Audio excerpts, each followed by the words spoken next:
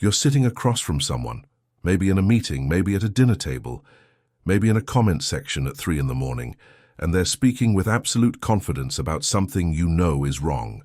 Not opinion wrong, not preference wrong, but factually, demonstrably, architecturally incorrect. And they're not just wrong, they're performing wrongness with such conviction that everyone around them is nodding, agreeing, validating. You open your mouth to clarify, to correct gently, and before you've finished your second sentence, they've already twisted what you said, reframed your point into something you never claimed, built a straw figure out of your words and set it on fire while the crowd watches. You feel something cold move through your chest. Not anger exactly, though there's some of that. It's more like the feeling of watching someone put a puzzle piece in the wrong spot and insist it fits, hammering it down while the cardboard buckles. You try again, more carefully this time, choosing each word like you're diffusing a device, and they do it again. They misquote you to your face. They appeal to the room's emotions. They say you're being difficult or cold or overthinking, or that you're missing the bigger picture, which is apparently whatever shapeless cloud of feeling they're currently riding. And the worst part, the part that sits in your throat like a stone, is that it works. People believe them, not because they're right, but because they're louder, smoother, more willing to bend reality into a shape that feels comfortable. You walk away from that conversation and you feel something you can't quite name. It's not defeat, because you know you were right. It's not even frustration, though that's in there too. It's something deeper and more unsettling. It's the feeling of realizing that most people don't actually care about what's true. They care about what feels true, what sounds true, what confirms what they already believed before the conversation started. And you start to wonder if you're the problem, if maybe you're too rigid, too obsessed with accuracy, too unwilling to let things slide for the sake of social harmony. Maybe you're cold. Maybe you're missing some essential human frequency that everyone else seems to receive effortlessly. You begin to notice this pattern everywhere. The colleague who takes credit for your idea by rewording it slightly and presenting it with more charisma. The family member who derails every honest conversation with emotional grenades and historical revisionism. The online discourse where nuance goes to die and everyone's performing certainty about things they learned 15 minutes ago. You see people win arguments not through clarity but through exhaustion, not through evidence but through emotional amplitude. They don't need to be right, they just need to be louder, faster, more willing to fight dirty. And you're not built for that. You were raised or wired or trained to believe that if you explain something clearly enough, if you provide evidence and reason carefully through the steps, people will understand. But they don't. Or worse, they do understand, and they reject it anyway because it doesn't serve them. You start to feel a specific kind of tired that has nothing to do with lack of sleep. It's the fatigue of constantly translating reality to people who aren't interested in the translation. You find yourself pulling back from conversations, from debates, from any situation where you might have to defend an obvious truth against someone's convenient fiction. And then you start to wonder about yourself. Are you becoming arrogant? Are you so convinced of your own correctness that you've stopped being able to hear other perspectives? Are you turning into one of those people who thinks everyone else is stupid, the kind of person you used to find insufferable? Maybe your need for logical clarity is just another form of control. Maybe it's cold to care so much about being accurate. Maybe emotional truth is just as valid as factual truth, and you're the one missing something essential. Maybe you're depressed. Maybe you're losing your ability to connect with people because you're too stuck in your head, too analytical, too unwilling to just feel things and let contradictions exist. Maybe this creeping isolation isn't clarity, it's just loneliness dressed up as discernment. But here's what's actually happening, and it has nothing to do with you being broken or arrogant or emotionally stunted. What you're experiencing is the collision between two entirely different operating systems and realizing that most human interaction runs on the one you've outgrown. You've been walking through the world assuming that truth matters to people in the way it matters to you, that accuracy is a shared value, that when someone makes a claim, they're actually interested in whether that claim corresponds to reality. And you're discovering again and again that this assumption is false for more people than you ever imagined. Most people are not trying to understand what's true. They're trying to win. They're trying to maintain their self-image. They're trying to avoid the discomfort of being wrong. They're trying to keep their worldview intact. They're trying to signal their values to their tribe. And when you show up with careful reasoning and evidence and good faith clarification, you're not playing the same game they are. You're playing chess while they're playing emotional poker, and they're beating you not because they're smarter, but because you didn't realize there were two different games being played at the same table. This isn't a personal failing on your part. This is you waking up to something uncomfortable about how most human communication actually works. And it feels terrible because you're mourning something you thought was real, but never was. You thought everyone was basically trying to figure out what's true together, with different methods and perspectives but the same fundamental goal. And you're realizing that wasn't the picture. The picture is much messier and more cynical than that. What Richard Feynman understood, and what separated him from almost everyone around him, was that most sophisticated-sounding explanations are just elaborate ways of hiding the fact that the person doesn't actually understand what they're talking about. He developed a simple, brutal method for cutting through this, and it wasn't about winning arguments or humiliating people, though it often had that effect. It was about forcing reality back into the room. The method is deceptively simple. When someone makes a claim, especially a complex-sounding claim wrapped in jargon and confidence, you ask them to explain it in the simplest possible terms, as if they're teaching it to a child or someone from a completely different field. No hiding behind technical language, no appealing to authority, no gesturing vaguely at concepts. Actually explain the mechanism. Describe what's happening step by step. Show your work. What Feynman discovered was that this simple request destroys almost everything, because most people's understanding is a house of cards built on memorized phrases and vague associations. They know what they're supposed to say about a topic, what signals intelligence or alignment with their tribe, but they don't actually understand the underlying reality. And when you ask them to explain it simply, the whole performance collapses. They get defensive, they accuse you of oversimplifying. They say it's complicated, or you'd need to read this entire book to understand, or I don't have time to educate you. These are all admissions of the same thing. They don't know. They've been operating on a simulation of knowledge, a map they've mistaken for the territory, and you've just asked them to actually walk the terrain. Think about it like this. Imagine you're watching a play, and you've become so absorbed in the story that you forget you're watching actors on a stage. The emotions feel real, the stakes feel real, the world of the play becomes your world. But then someone stands up and walks backstage, and suddenly you can see the painted sets, the lighting rigs, the actors waiting for their cues. The spell is broken. You can't unsee it. That's what the Feynman method does to most arguments, most explanations, most confidently stated positions. It walks backstage and shows you the mechanism, and once you see it, you can't pretend anymore. When someone attacks you with rhetorical tricks, with emotional manipulation, with twisted logic and confident assertions, they're counting on you to play by social rules that treat all statements as roughly equal, as if confidence and eloquence are proxies for accuracy. They're counting on you to be polite, to give ground for the sake of harmony, to let small distortions slide because correcting them feels petty. The Feynman method is the refusal to do that. It's not an attack, though it feels like one to people who've been getting away with loose thinking. It's just insisting that words mean things, that claims require evidence, that if you're going to state something as fact, you need to be able to explain how you know it and why it works. When someone misquotes you, you don't get emotional. You ask them to quote you exactly. When someone claims you said something you didn't, you ask them to show you where. When someone makes a sweeping claim, you ask them to define their terms precisely.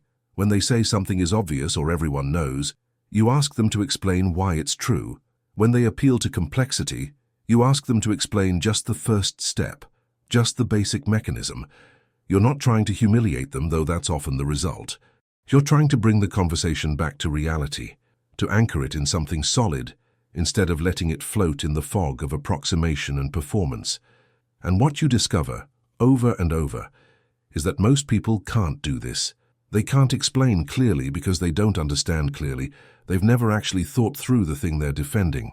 They've just accumulated a pile of phrases and associations that signal the right affiliation, and they're shocked and offended when someone asks them to build a bridge from those phrases to actual reality. This is not you being cruel. This is you refusing to participate in a shared delusion. But here's the part no one tells you. When you start doing this, when you start refusing to accept vague assertions and demanding actual clarity, you will lose people. Not because you're wrong, but because most human bonding happens in the murky middle ground, where everyone agrees to not look too closely at anything, where social cohesion matters more than accuracy, where you're supposed to nod along to things that don't quite make sense because challenging them would create friction. You'll find that many of your relationships were built on a kind of mutual vagueness, an agreement to stay on the surface, to trade in approximations and let contradictions coexist peacefully. And when you stop doing that, when you start actually paying attention to whether things are true, you become incompatible with those relationships. People will drift away. They'll call you difficult or exhausting or cold.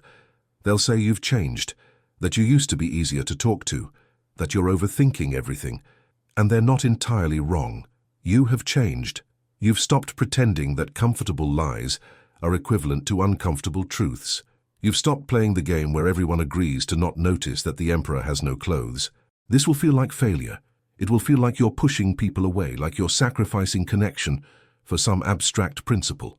And there will be moments, probably many of them, where you wonder if you're making a terrible mistake, if maybe the human thing to do is to let things be messy and contradictory, to value relationships over accuracy. This doubt is valid. This loneliness is real. The isolation you feel is not a sign that you're doing something wrong. It's a sign that you're operating on a different frequency than most people around you. And frequencies that don't match, don't harmonize, they create dissonance. And here's where it gets dangerous, where you need to watch yourself carefully. Because there's a version of this realization that turns into contempt. There's a version where you start to think of yourself as one of the few people who actually cares about truth, surrounded by a world of lazy thinkers and emotional children. There's a version where this becomes your identity, where you start to define yourself by what you're not, by how you're different from the masses who accept comfortable fictions. This is poison. This is ego dressed up as epistemology. Yes, you've noticed something real about how most people process information and form beliefs. Yes, you've developed a method for cutting through nonsense that most people don't have or don't use. But this does not make you better. It does not make you more evolved. It does not put you in a special category of humans who've transcended something. It makes you someone with a particular cognitive tool, the same way someone might have a good ear for music, or a talent for languages, or an intuition for engineering. It's useful. It's valuable. But it's not a moral achievement. The Feynman method is not a weapon to prove your superiority. It's a flashlight in a dark room. You're not special for having it. You're just able to see things others might not see. And seeing things others don't see doesn't make you enlightened. It makes you responsible for using that sight carefully. The people who frustrate you, who argue in bad faith, who can't explain their own beliefs, who twist your words and appeal to emotion, they're not stupid. They're not less than you. They're operating with different tools and different priorities, and most of the time they're doing the best they can with what they have. You can refuse to engage with their methods without despising them for using those methods. You can hold firm to logical clarity without becoming a cold, dismissive person who treats everyone like they're failing an intelligence test. This balance is difficult. It might be the most difficult part of this whole thing. So what does it actually look like to move through the world this way? What's on the other side of this realization that most people don't think the way you think? That logical rigor is rare and often unwelcome. That clarity is not a shared value. It's not happiness in the way you might have imagined happiness before.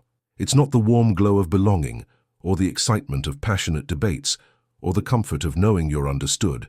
It's quieter than that. It's the particular peace that comes from no longer expecting things to be other than they are. You stop being surprised when people argue badly. You stop being disappointed when someone you respected turns out to think in sloppy, convenient ways. You stop feeling betrayed when a conversation devolves into emotional manipulation instead of genuine exchange, because you understand now that this is the baseline. This is how it usually goes, and anything else is a rare gift. You become selective about when to engage and when to walk away. You learn to recognize within the first few sentences whether someone is actually interested in understanding something or just performing their position. You get better at seeing the difference between genuine confusion, which you can work with, and defensive rhetoric, which you can't. You waste less time on arguments that were never really about the thing they claimed to be about. You save your energy for the rare conversations where both people are actually trying to figure something out together, where the goal is shared understanding rather than winning. These conversations become more precious because you know how uncommon they are. The joy you find is not in being right, because being right stops mattering the way it used to. The joy is in clarity itself, in understanding how something actually works, in seeing through to the mechanism underneath the performance. The pleasure becomes the thinking, the process of breaking something down until it makes sense, the moment when a complex-seeming system reveals itself to be a few simple principles operating together. You care less about convincing others and more about understanding for yourself. You care less about winning debates and more about building accurate models of how things work. The validation you need becomes internal. You know when you understand something and when you don't, and you don't need a crowd to confirm it for you. This sounds lonely, and sometimes it is. But it's a different kind of loneliness than the one you were feeling before, when you were constantly confused about why people weren't interested in what was actually true. That was the loneliness of isolation in a crowd, of feeling fundamentally disconnected from the people around you. This is the loneliness of someone standing on a hill, able to see further than they used to, aware that the view isn't one most people share. It's the loneliness of clarity, which is a strange thing to say, but it's real. And it's not the same as the loneliness of confusion or the loneliness of rejection. It's the particular solitude that comes from understanding something that's difficult to communicate, from seeing patterns others don't see, from noticing when the emperor has no clothes while everyone else is complimenting his outfit. You'll find that your relationships change, but they don't disappear. Some people fall away, the ones whose connection with you was based on never questioning anything too closely, on maintaining a surface-level harmony that required both of you to stay vague about what you actually believed. But other connections deepen. You find the other people who think this way, who value accuracy over comfort, who are willing to be wrong if it means getting closer to what's actually true. These people are rare, but they exist, and when you find them, the conversation has a different quality. There's less performance, less ego defense, more genuine curiosity. You can challenge each other without it becoming personal. You can change your mind without it feeling like defeat. You can admit ignorance without shame. These relationships are not warmer in the conventional sense. They're not full of emotional reassurance and constant validation, but they're real in a way that cuts deeper than warmth. They're built on something solid. And when you encounter people playing dirty now, when someone tries to twist your words or appeal to emotions or hide behind jargon, you don't get angry anymore. Or you do, but underneath the anger is something steadier. You're not confused about what's happening. You're not questioning yourself. You see the game clearly. You can choose to play or not to play. You can choose to apply the Feynman method, to ask for simple explanations and watch the house of cards collapse, or you can choose to simply walk away, recognizing that this person is not interested in anything but winning, and winning at this game isn't actually worth your time. The power is in seeing it clearly and choosing consciously. You're not reactive anymore. You're not caught up in the performance. You're watching it from backstage, aware of the mechanisms, free to participate or not as you see fit. The method is not about destroying people, though the title of this suggested that. It's about destroying illusions. It's about refusing to let vague thinking and bad faith arguments dominate the space. It's about insisting, quietly and firmly, that if we're going to talk about something, we're going to talk about what's actually real, not just what feels good or sounds impressive. This is a strange kind of freedom.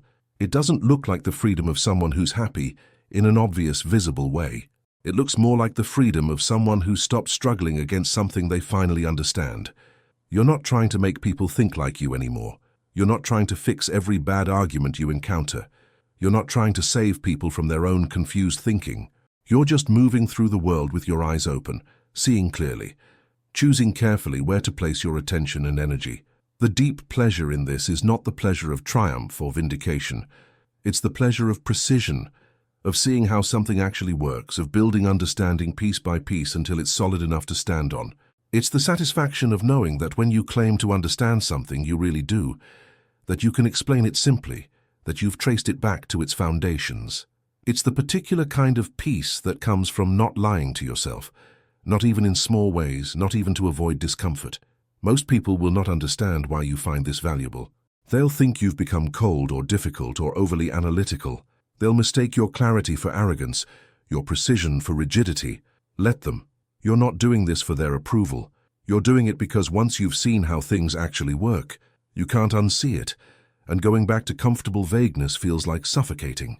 You've tasted clarity, And it turns out clarity is more addictive than validation. The Feynman method is not a weapon, though it can wound. It's not a shield, though it can protect.